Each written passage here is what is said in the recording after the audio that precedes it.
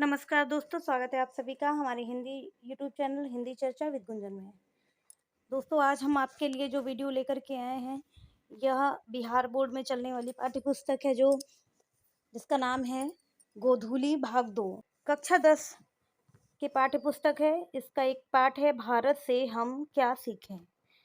इससे संबंधित बहुविकल्पीय प्रश्न लेकर आए हैं।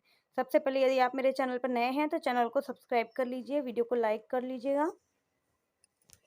और ये जो वीडियो है ये बिहार शिक्षक भर्ती की तैयारी कर रहे हैं, जो बीपीएससी के थ्रू होने वाले जो उच्च माध्यमिक और उच्चतर माध्यमिक परीक्षाओं की तैयारी कर रहे हैं, उन अभ्यर्थियों के लिए भी है कि एक बार एग्ज़ाम देने से पूर्व इसे एक सरसरी नज़र में देख जरूर लीजिएगा।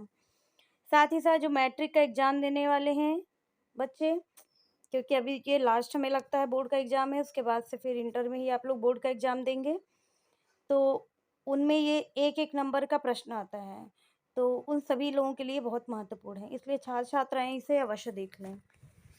तो आइए वीडियो शुरू करते हैं। बहुविकल्पी प्रश्न है।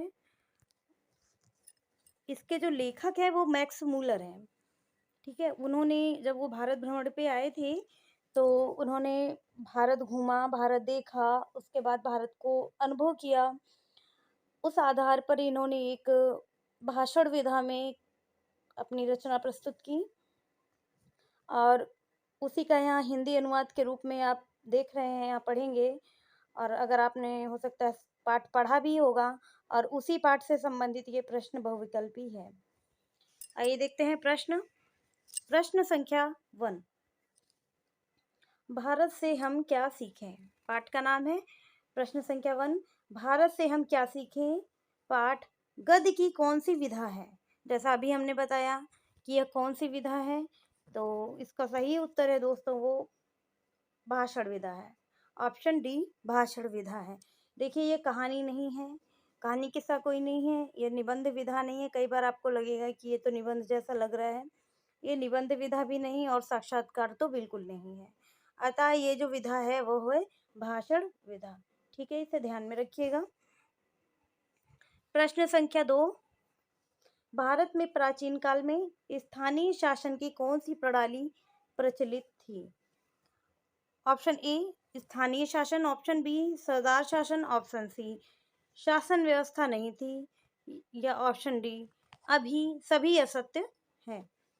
तो इसका जो सही उत्तर है दोस्तों वो है ऑप्शन ए स्थानीय शासन। अगर आप लोगों ने पाठ एक बार पढ़ा है, और सभी छात्र छात्राओं से भी कहना चाहूंगी, अगर आपने पाठ पढ़ा है तो आपको सभी प्रश्नों के उत्तर लगभग लगभग आ रहे होंगे।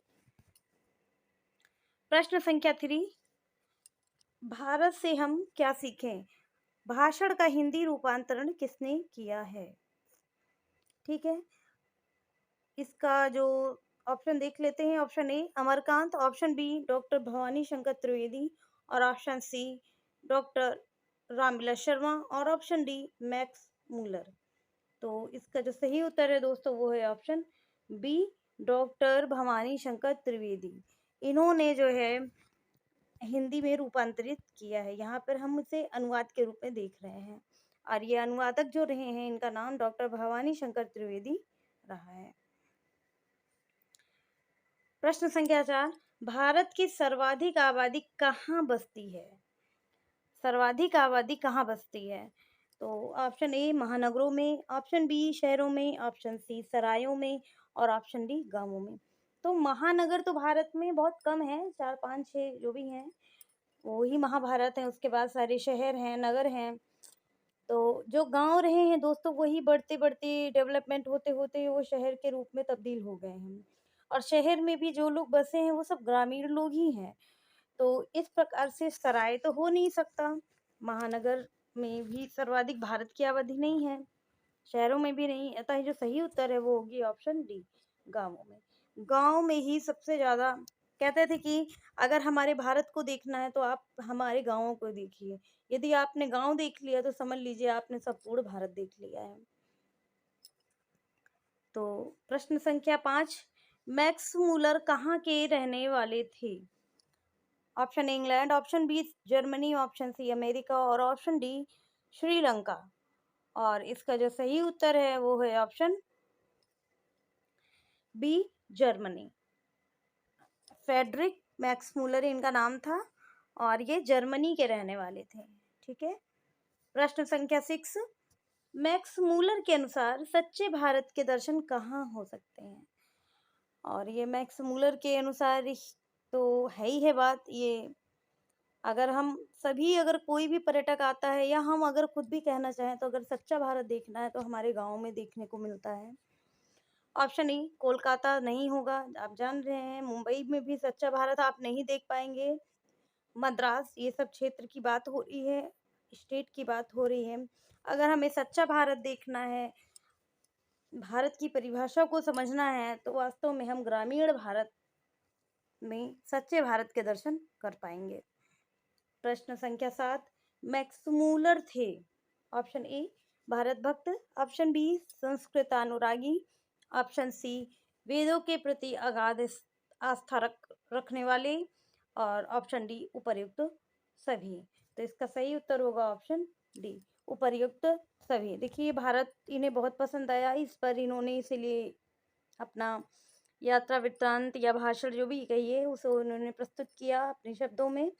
और इन संस्कृत भाषा इन्हें बहुत प्रिय थी, अतः इन्होंने जो है कई संस्कृत रचनाओं का इन्होंने अनुवाद किया अपनी लैंग्वेज में इन्होंने, और उसे पढ़ा, यानी उन्होंने पढ़ा समझा, उन्हें संस्कृत भाषा पसंद आई, संस्कृत की पुस्तकें पसंद आई, वेदों के प्रति भी इनका अगाध स्नेह रहा है।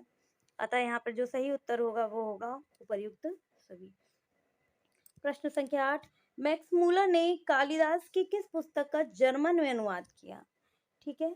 और यहाँ पर जो प्रश्न संख्या 8 का जो सही उत्तर होगा दोस्तों, यहाँ से बात हो रही है कालिदास की किस पुस्तक की बात हो रही है। ठीक है, तो यहाँ सभी कालिदास की हैं, लेकिन जो सही उत्तर होगा ऑप्शन बी मेघदूत। ठीक है, इसका इन्होंने सही अनुवाद किया, मेघदूतम। इसका इन्होंने जर्मन भाषा में, जहाँ क्योंकि ये जर्मनी के थे और इन्होंने जर्मन भाषा में अनुवाद किया। प्रश्न संख्या 9, मैक्स मूलर को किसने वेदांतियों का वेदांती कहा है? मैक्स मूलर को। प्रश्न संख्या 9, ऑप्शन ए विवेकानंद ने, ऑप्शन बी रामानुजाचार्य ने, ऑप्शन सी शंकराचार्य ने और ऑप्शन डी सभी गलत हैं। तो सभी गलत नहीं है दोस्तों, इनको वेदांतियों का वेदांती स्वामी विवेकानंद जी ने कहा है। ठीक है। प्रश्न संख्या 10, मैक्स मूलर ने, यहाँ पर खाली स्थान उत्तर में भरा जाएगा, ने किस वर्ष की अवस्था में लिपजिंग विश्वविद्यालय में संस्कृत का अध्ययन प्रारंभ किया? तो इसका जो सही उत्तर है दोस्तों वो है ऑप्शन डी 18 वर्ष में इन्होंने लिपजिंग विश्वविद्यालय में संस्कृत का अध्ययन प्रारंभ किया था। यही कारण है कि इन्हें संस्कृत से अत्यधिक लगाव रहा है। प्रश्न संख्या 11, मैक्स मूलर ने कठ और केन आदि उपनिषदों का किस भाषा में अनुवाद किया? तो जाहिर सी बात है इन्होंने कठ और केन आदि उपनिषदों को पढ़ा समझा, क्योंकि इन्होंने संस्कृत भाषा का अध्ययन किया था और उसके बाद इन्होंने अनुवाद किया, जहाँ जो इनकी मदर टंग थी, यानी कि इनकी जर्मनी में रहने वाले थे तो जर्मन इनकी टंग लैंग्वेज थी, मातृभाषा थी। इन्होंने मातृभाषा जर्मनी भाषा में इन्होंने अनुवाद किया, क्योंकि ये चाहते थे कि जो हमारे देश के लोग हैं, यानी जर्मनी के रहने वाले लोग हैं, जर्मन वाले हैं, वो लोग भी संस्कृत को जाने और यहाँ के उपनिषदों को पढ़ें समझें। और ये पढ़ समझ पाना तभी संभव होगा जब उन्हें उनकी भाषा में वह पुस्तक उपलब्ध हो सके। अतः इन्होंने जर्मनी भाषा में अनुवाद किया था। प्रश्न संख्या 12, मैक्स मूलर की दृष्टि में सर्वविध संपदा और प्राकृतिक सौंदर्य से भरपूर कौन सा देश है? Option A Germany, option B यूनान, ऑप्शन सी भारत और ऑप्शन डी श्रीलंका। तो इसका सही उत्तर ऑब्वियसली है कि सी ही होगा, और इन्हें यानी मैक्स मूलर जी को संपदा और प्राकृतिक सौंदर्य से भरपूर भारत देश लगा, जो कि सत्य भी है। हमारा देश बहुत सुंदर है, बहुत संपदाओं से परिपूर्ण भी है, प्राकृतिक सौंदर्य से परिपूर्ण है। प्रश्न संख्या 13, यूनान व रोम के संपूर्ण साहित्य से कहीं अधिक विशाल है। कौन सा साहित्य विशाल है, आप बताएं। ऑप्शन ए संस्कृत भाषा और साहित्य, ऑप्शन बी उर्दू साहित्य, ऑप्शन सी जर्मन भाषा और साहित्य, और ऑप्शन डी रूसी भाषा और साहित्य। और जी हाँ, यहाँ जो सही उत्तर होगा वो होगा ऑप्शन ए, संस्कृत भाषा और साहित्य यूनान व रोम के संपूर्ण साहित्य से कहीं अधिक विशाल है। बिल्कुल, हमारा संस्कृत साहित्य रहा है, संस्कृत भाषा का साहित्य रहा है, ये वास्तव में अत्यंत विशाल रहा है। संख्या 14, जार शाही रूस के सोवियत समाज में पढ़े जाने वाले लोकप्रिय साहित्यकार कौन हैं? जार शाही रूस के सोवियत समाज में पढ़े जाने वाले लोकप्रिय साहित्यकार कौन हैं? और option A Tolstoy, option B Oliver, option C Thomas Hardy और ऑप्शन डी वॉल्टर स्कॉट। और इसका जो दोस्तों सही उत्तर है वो है ऑप्शन ए टॉलस्टॉय। प्रश्न संख्या 15, फ्रेडरिक मैक्स मूलर किस पाठ के रचयिता हैं? ऑप्शन ए श्रम विभाजन और जाति प्रथा, ऑप्शन बी नागरी लिपि, ऑप्शन सी भारत से हम क्या सीखें, और ऑप्शन डी परंपरा का मूल्यांकन। और हमें विश्वास है कि आप सभी लोग इसका सही सही उत्तर बता रहे होंगे। ऑप्शन सी भारत से हम क्या सीखें। प्रश्न संख्या 16, शेर की खाल में गदहा, शेर की खाल में गदहा यह कहावत यूनान के प्रसिद्ध दार्शनिक प्लेटो के किस पुस्तक में मिलती है? Option A Indica, option B word, option C क्रिटिलस और ऑप्शन डी तीनों में। तो इसका जो सही उत्तर है दोस्तों वो है ऑप्शन सी क्रिटिलस, क्रेटिलस। प्रश्न संख्या 17, 10वीं-11वीं सदी में किस रचना ने भारत यूरोप के बीच व्यापार संबंध के बारे में बताया है? Option A Akbarnama, option B Shahnama और ऑप्शन सी पद्मावत और ऑप्शन डी रामचरितमानस। यहाँ पर भारत और यूरोप के बीच के व्यापारी संबंध में बताने की बात हो रही है। इसका जो सही उत्तर होगा दोस्तों वो होगा ऑप्शन बी शाहनामा। प्रश्न संख्या 18, हितोपदेश का जर्मन भाषा में अनुवाद किसने प्रकाशित करवाया?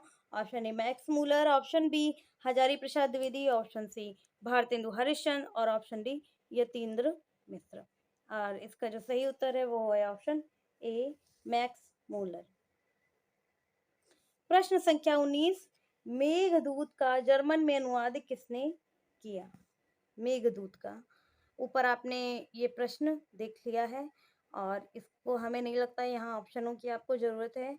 इसका सही उत्तर है ऑप्शन सी, मैक्स मूलर ने मेघदूत का जर्मन भाषा में अनुवाद किया। मेघदूत जो कि कालिदास जी की रचना है। Option B. प्रश्न संख्या 20, सर्वविध संपदा और प्राकृतिक सौंदर्य से भरपूर कौन सा देश है? यदि आप मुझे इस भूमंडल का अवलोकन करने के लिए कहें तो बताऊंगा कि वह देश है भारत। यह गद्यांश किस पाठ का है? ऑप्शन ए विश्व के दांत, ऑप्शन बी भारत से हम क्या सीखें, ऑप्शन सी नाखून क्यों बढ़ते हैं और ऑप्शन डी शिक्षा और संस्कृति। और इसका जो सही उत्तर है दोस्तों वो है ऑप्शन बी भारत से हम क्या सीखें। प्रश्न संख्या 21, सर विलियम जोन्स समुद्री यात्रा करते हुए भारत कब पहुंचे थे? और ऑप्शन ए 1823 ईस्वी में, ऑप्शन बी 1783 ईस्वी में, ऑप्शन सी 1900 ईस्वी में और ऑप्शन डी 1794 ईस्वी में। और इसका जो सही उत्तर है दोस्तों वो होगा ऑप्शन बी 1783 ईस्वी में। सर विलियम जोन्स समुद्री यात्रा करते हुए भारत पहुंचे थे 1783 ईस्वी में। प्रश्न संख्या 22, मैक्स मूलर का जन्म कब हुआ था? ऑप्शन ए 1823 ईस्वी में, ऑप्शन बी 1824 ईस्वी में, ऑप्शन सी 1825 ईस्वी में और ऑप्शन डी 1826 ईस्वी में। और इसका सही उत्तर है दोस्तों वो है ऑप्शन ए 1823 ईस्वी में मैक्स मूलर का जन्म हुआ था। प्रश्न संख्या 23, किस गवर्नर जनरल के समय 172 दारिस नामक सोने से भरा घड़ा मिला था? फिर प्रश्न एक बार और, किस गवर्नर जनरल के समय 172 दारिस नामक सोने से भरा घड़ा मिला था? Option A Lord Cornwallis, option B Lord William Bentinck, option C Lord Dalhousie और ऑप्शन डी वारेन हेस्टिंग्स। और इसका जो सही उत्तर है दोस्तों वो होगा ऑप्शन डी वारेन हेस्टिंग्स। प्रश्न संख्या 24, दारिस क्या है? ऑप्शन ए सोने के सिक्के, ऑप्शन बी चांदी के सिक्के, ऑप्शन सी तांबे के सिक्के और ऑप्शन डी इनमें से कोई नहीं। और इसका सही उत्तर है दोस्तों वो होगा ऑप्शन ए सोने के सिक्के। दारिस दारिस जो है सोने के सिक्कों को कहा जाता है। प्रश्न संख्या 25, वारेन हेस्टिंग कहाँ का गवर्नर जनरल था?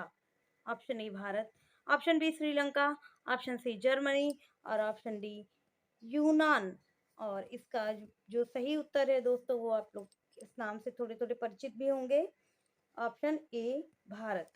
प्रश्न संख्या 26, हकर्स थे हकर्स थे कौन थे? ऑप्शन ए भूवैज्ञानिक, ऑप्शन बी वनस्पति वैज्ञानिक, ऑप्शन सी जंतु वैज्ञानिक और ऑप्शन डी विधि शास्त्री। और इसका जो सही उत्तर है दोस्तों वो है ऑप्शन बी वनस्पति वैज्ञानिक। वनस्पति वैज्ञानिक कौन थे? हकर्स। प्रश्न संख्या 27, पारसियों के धर्म का क्या नाम है? ऑप्शन ए बौद्ध, option B Jain, option C वैदिक और ऑप्शन डी जरथुष्ट्र। दोस्तों ना तो ये देखिए ना, बौद्ध अलग धर्म है, जैन भी अलग धर्म माना गया है, वैदिक जो हिंदुओं के जो पूर्व समय के काल को वैदिक माना गया है। तो अतः जो पारसियों के धर्म की बात होती है तो यहाँ पर ऑप्शन डी हो जाएगा जरथुष्ट्र। ठीक है। प्रश्न संख्या 28, विशाल भारत संपत्ति और किस चीज की खान है? ऑप्शन ए कोयले की, ऑप्शन बी हीरे की, ऑप्शन सी प्राकृतिक सुषमा की और ऑप्शन डी वन संपदा की। तो इसका जो सही उत्तर है दोस्तों वो होगा ऑप्शन सी प्राकृतिक सुषमा की खान है, यानी प्राकृतिक सौंदर्य विशाल भारत में बहुत अधिक है। प्रश्न संख्या 29, सच्चा भारत कहाँ बसता है? ऑप्शन ए शहरों में, ऑप्शन बी गलियों में, ऑप्शन सी खलिहानों में और ऑप्शन डी गांवों में। और इसका जो सही उत्तर होगा वो होगा ऑप्शन डी गांवों में। सच्चा भारत गांवों में बसता है। दोस्तों वीडियो कैसा लगा जरूर बताइएगा कमेंट बॉक्स में, और वीडियो को शेयर करना ना भूलें, ज़्यादा से ज़्यादा इसको शेयर करने का प्रयास करें। और जो भी अभ्यर्थी जो बीपीएससी की तैयारी कर रहे हैं, शिक्षक भर्ती की उच्च माध्यमिक माध्यमिक, वो कृपया से एक बार जरूर देखिएगा और आप इसे शेयर भी कर दीजिएगा अपने मित्रों को जो आपके साथ साथ और लोग भी तैयारी कर रहे हों उन सभी को। पूरा वीडियो देखने के लिए आप सभी का बहुत बहुत धन्यवाद।